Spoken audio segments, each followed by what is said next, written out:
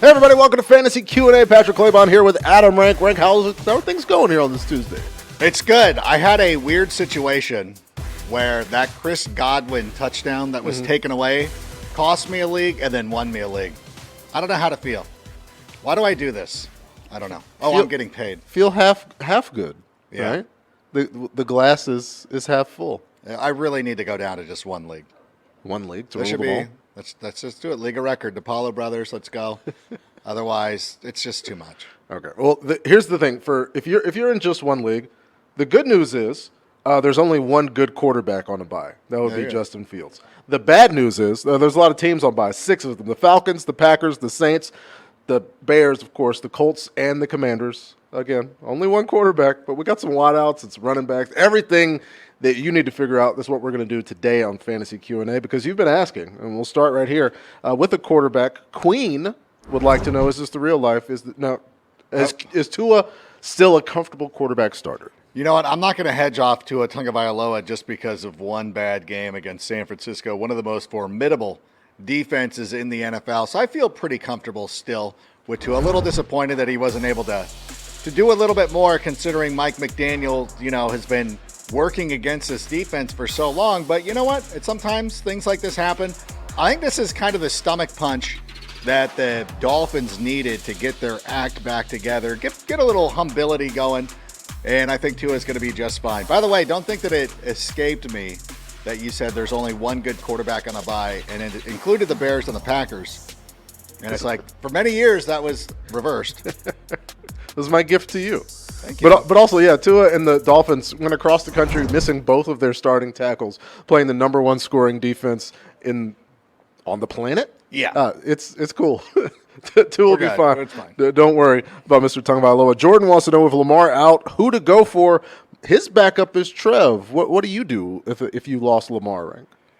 Well, I like Trevor Lawrence, but of course, I think you need to go and pick up Jared Goff if possible. Last week, I have to apologize to everybody who was watching this show because I said that Jared Goff was going to be the number one quarterback. I was clearly wrong. He was the number 4, so I will take ownership of that. I will wear that L. But I do think over the last number of weeks, Jared Goff is back to being that fun quarterback who we loved in the beginning of the season. Now, obviously, he was brought back down to earth by Bill Belichick, which is prone to happen. Not the Bears, because Justin Fields smoked them. But in any event, I think the Lions have a pretty good matchup this week. I think you're pretty comfortable moving forward with Jared Goff. This offense looks exciting. So, yeah, get him out there. Although I will think that, the matchup against Jacksonville was amazing. And Jacksonville has the Titans this week, who just fired their general manager.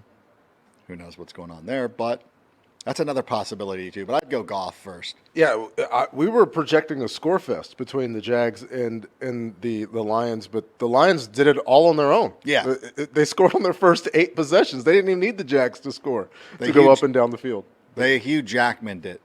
They sang, they danced, they did everything. I thought you were going to say that they were just going to be Wolverine for 27 years. That makes sense. That would have worked too. And that's a good comeback as well. Thanks for the question, Jordan. Michael says, is George Kittle benchable, especially now with a change in quarterback inevitable? I would say this. Zach Ertz and Dallas Goedert haven't played since week 10. They're still like top 10 tight ends. Because nobody is good at the tight end position outside of George Kelsey. And to me, if you want to get into the business of streaming options, like that works for me. Like that's cool. This is one of the reasons why I was streaming Taysom Hill in a couple of leagues, because we've said this on this show. Like I've been taking threes from Kyle Pitts all year. I'll take the volatility with Taysom Hill because he does have the ability to score a touchdown. I still I don't know. I have a hard time not playing him if he's on my roster. Greg Dulcich. Who are you starting over him? I think it's the biggest question. I love that, he's benchable. Like it certainly is, but man, you got to feel really great about the matchup because a couple of weeks ago, Foster Moreau had this great matchup. We're like, play Foster Moreau, and he did nothing. So I don't know. I got Cole Kmet on the bench. I started Dalton Schultz over him. I'm a mess.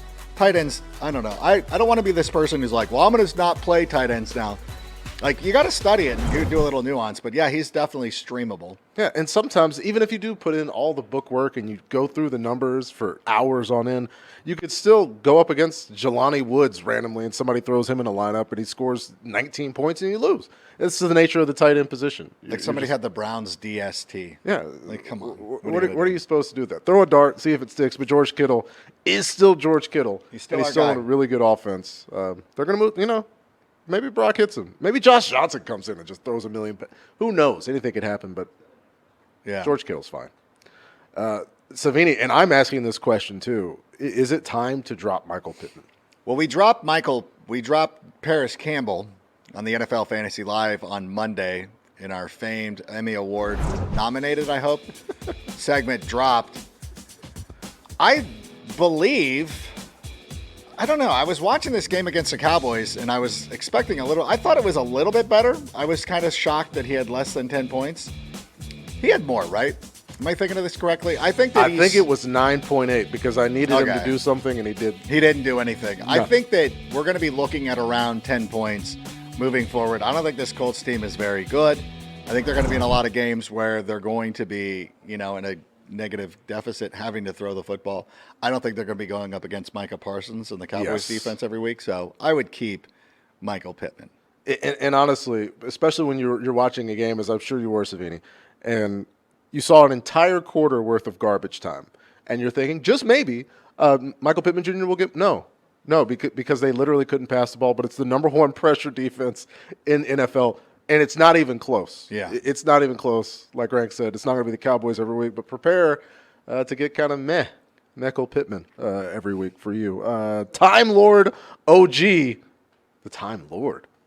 Is DJ Moore reliable with Baker gone? I think so. I now that he's not even in the facility anymore. No, dude, Baker Mayfield. Obviously, we're recording this Tuesday morning. I'm looking at SoFi Stadium. There's a good chance by the time you're watching this, Baker Mayfield is a member of the LA Rams, which is amazing to me. Celebrate, Rams fans. I love DJ Moore. I'm back in, baby. All full-time, all-time, whatever it is. I think Sam Darnold realizes as well, like, listen, I'm going to throw the ball to my guy DJ Moore. I'm going to try to do as much as possible. Sam Darnold out there auditioning. It's interesting to see what happens with the Carolina Panthers this season because I don't know if Sam Darnold's playing for a job with Carolina, but he is playing for a job and he wants to show his ability. And if Carolina somehow keeps winning and they get out of position to draft a quarterback, and you've noticed too, one of the scouts, Jim Nagy, was talking about how the NIL is starting to, allow these college kids to stay in school. You don't have to jump to the NFL when you're a redshirt sophomore. So that could thin the class for the quarterback position in the draft, which means more opportunity for Sam Darnold. And I think, you know what, he might be in a position where he's playing for next year, or he is in a position where he's playing for next year. For somebody, at the very least. And so loading up DJ Moore with targets would make a lot of sense for Sam Darnold. It makes a lot of sense for you. And everybody that has DJ Moore, congratulations. The scourge of Baker Mayfield. It was already gone, but now it's really gone. He's no threat to you any longer. Rams fans, it's coming. Coming up here on Fantasy Q&A, the playoffs are on the line. So we're going to blast through as many of your lineup dilemmas as we possibly can, plus 3 big questions that need answering going into Week 14.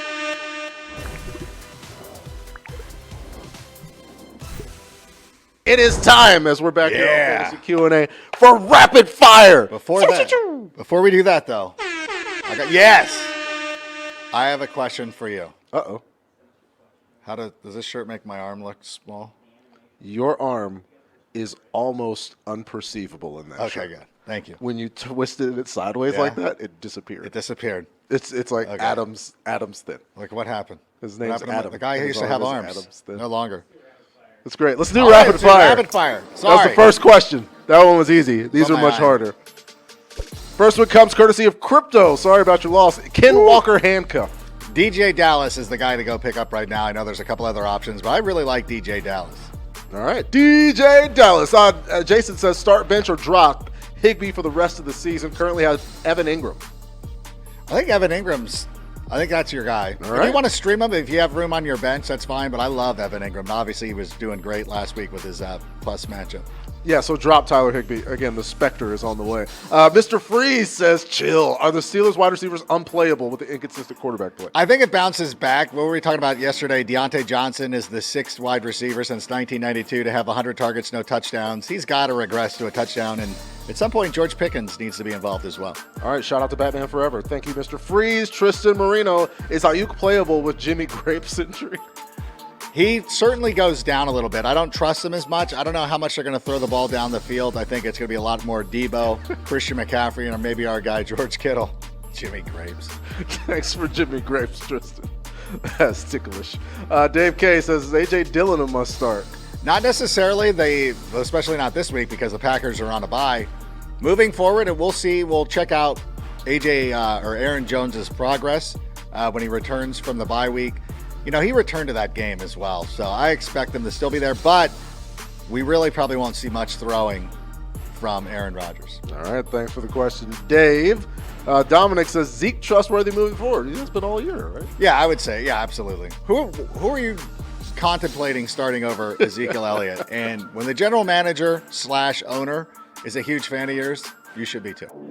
All right, thanks, Dominic. El Yusuf says, is Allen wide receiver 1 again? Allen Robinson? No, Keenan Allen. I like some of his matchups. I would say so. I think this Chargers team, despite what happened in Las Vegas, is going to be continuing to be better, so I think we're good. All right, Baseball Heaven says, Haven, Pacheco, White, or Murray going forward, which one? You know what? We tried to write off Isaiah Pacheco, and he did not write back, as Geno Smith would say. So I guess, yeah. I know that's not a huge endorsement. Isaiah Pacheco, I guess, yeah. That's how I feel. All right. So those are our rapid fire questions. Thank you. And now we have 3 huge questions. Okay. 3 gigantic 3 questions. big ones. 3 questions. 3 large. That occupy a lot of space time with the playoffs on the line. The first one, can you trust Mark Andrews without Lamar Jackson? What were you saying yesterday when we were talking about Tyler Huntley? I was saying loves him, right? The Tyler Huntley, in 3 of his last 4 starts, he's got 10 carries in every single game. Yeah. He does target Mark Andrews a lot, but it's the Ravens' offense. You kind of have to if he's on the field. I think he's got a nice, safe floor, but as far as like a giant market, I'm just not sure because the Steelers know that this is the only viable threat in the passing game. But it's always been like that for them. Yeah. Like everybody knows going into every game against the Ravens, like we got to make sure Mark Andrews doesn't have a big game, and then he goes out and typically does it. Now, obviously, he's been struggling with his injuries this year, but again, this goes back to the same question we ask over and over again. Who are you starting over him? I don't know. If it's up to me, I'd rather start Mark Andrews. Yeah. Like, you hoping that you get a Mo Alley Cox touchdown? It's like the Falcons tight end. Cade Otton. Well, you have like Cade Otton. You know, it was weird. I'm trying to think of his name. On Monday night with Cade Otton, the 2 guys who scored the winning scores was Cade Otton and it was Rashad White. Mm-hmm. Sometimes you can trust the rookies. Sometimes. I know one quarterback's been forced into it and been bailed out because of it, but whatever. That's how it goes. Let's talk about it. Another guy playing in his second year in the league, Travis Etienne. 54 yards against the Lions in Week 13. He had a fumble as well. Now he's got the Titans D. Are you worried about Etienne in that matchup? I mean, a little bit. I'm more concerned with the usage of Travis Etienne. And we talked about this on NFL Fantasy Live in the fact that so many times the Jags, I think you know what you have with Travis Etienne. And you know what you're doing. And obviously they're trying to win and everything like that. But at the same point, you know, when JaMychal Hasty goes in there, he plays pretty well. They still picked up Darrell Henderson when he was waived by the Los Angeles Rams. I'm not saying that they're going to outright bench him, but I think it's a situation where they're comfortable bringing in some other guys to shoulder the load. So to me, he's got to be docked a little bit more in the, you know, we were hoping he was going to be an RB2, but he's more of a flex option at this point for me. Yeah, and again, unless your roster is loaded at this point in the season at the running back position, you kind of have to play. Sort of. I started Gus Edwards. Yeah, there's no kinda about it. You do have to play Travis Etienne Jr. And he's still Travis Etienne. He could break a long one and score for you, and everything could go right, even if he doesn't get that volume. One more question. that's a big question coming in. The Houston Texans are an absolute dumpster fire right now. Kyle Allen has, for some reason, unbeknownst to man who walks this planet, played football the past 2 weeks. Why? Do we trust starting Dameon Pierce? And it's not just like a regular dumpster fire, because like who cares what's in the dumpster?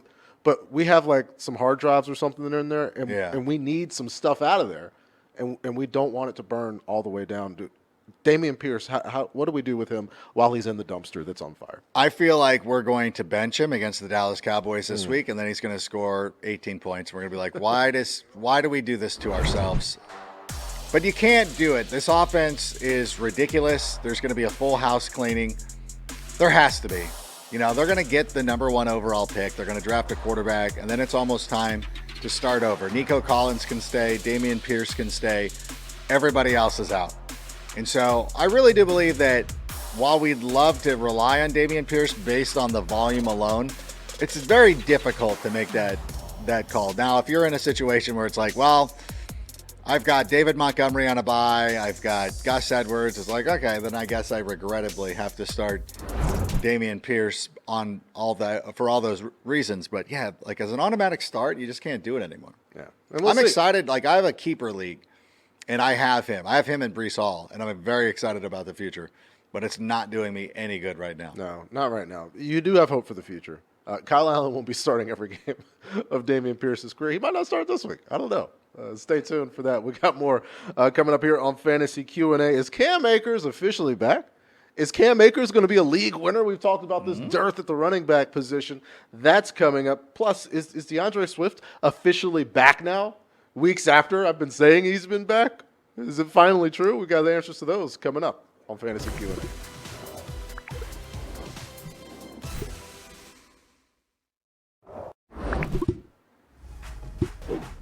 This week, NFL players are wearing customized cleats in honor of the causes they support. Through My Cause, My Cleats, to hear player stories, bid on their custom cleats for charity, and learn more about how they're making a difference in their communities, text MCMC to 635-635. Been seeing some great cleats over the past couple of weeks. Love that from the players and from the team accounts. Follow them if you want to see your favorite players' cleats. You into some more questions, right? I'm in. Let's do it. Let's start things up. First up from Aiden. Is it just me, or as a DK Metcalf owner, he's too inconsistent? It's just you, Aiden. It's just you. Stop doing this.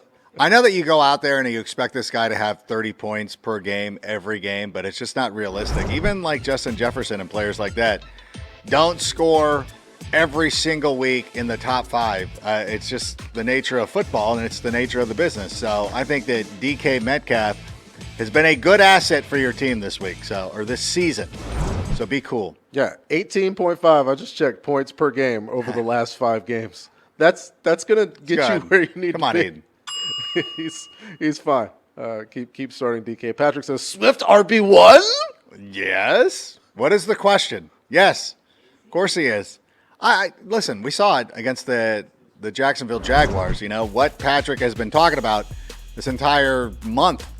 Or 4 weeks. Past 4 weeks. Kind of. We're like 6 days into it. I will say this.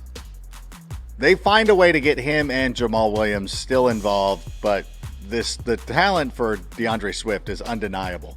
So, yeah, he's an RB1.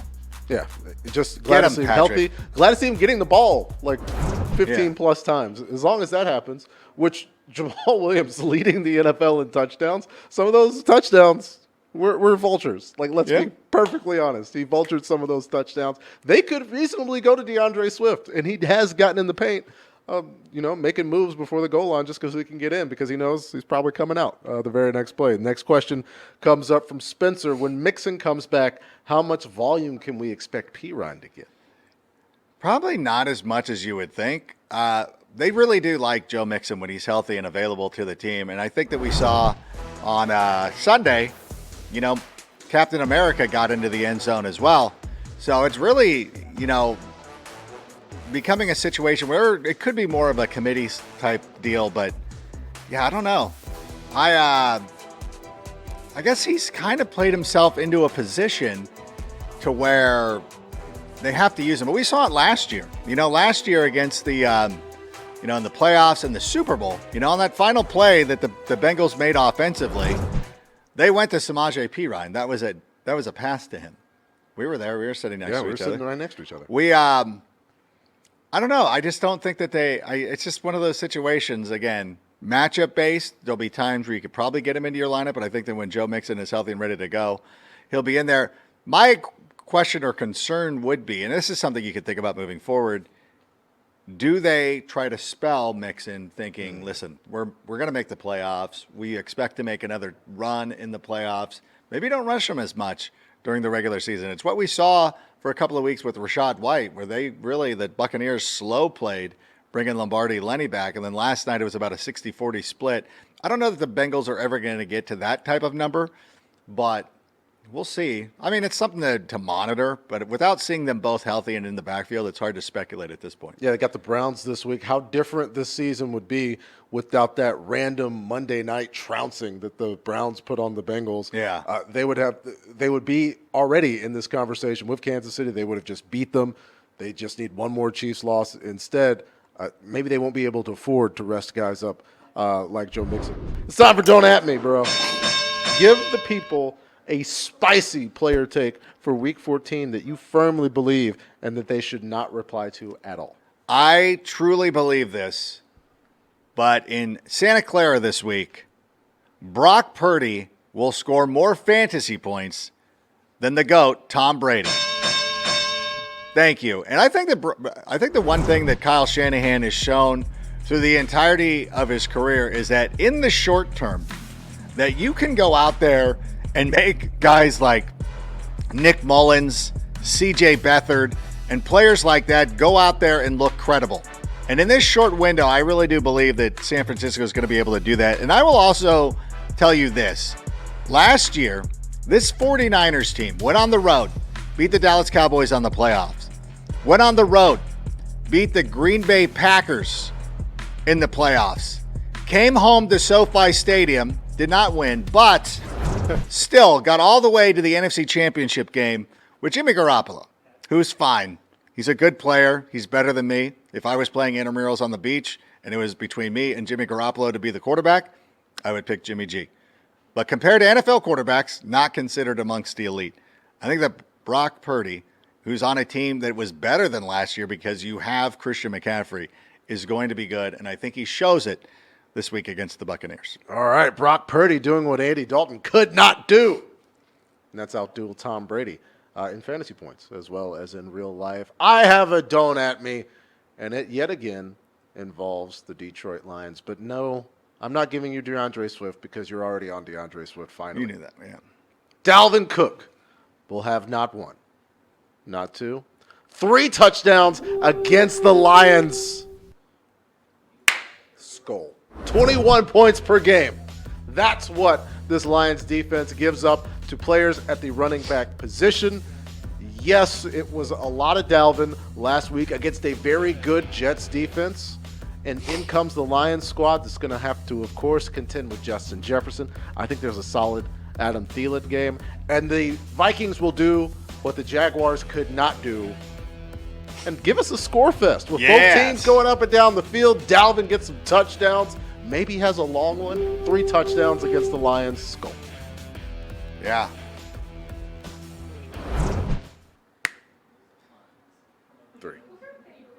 Three touchdowns. No, this is every time somebody says skull, I just think of dead packing, a can of skull. Like the dudes in high school. I was more of a Copenhagen guy. guy. The bottles. It's like, what are you doing? Copenhagen guy myself. Like, are you about to go do a shift at the mine?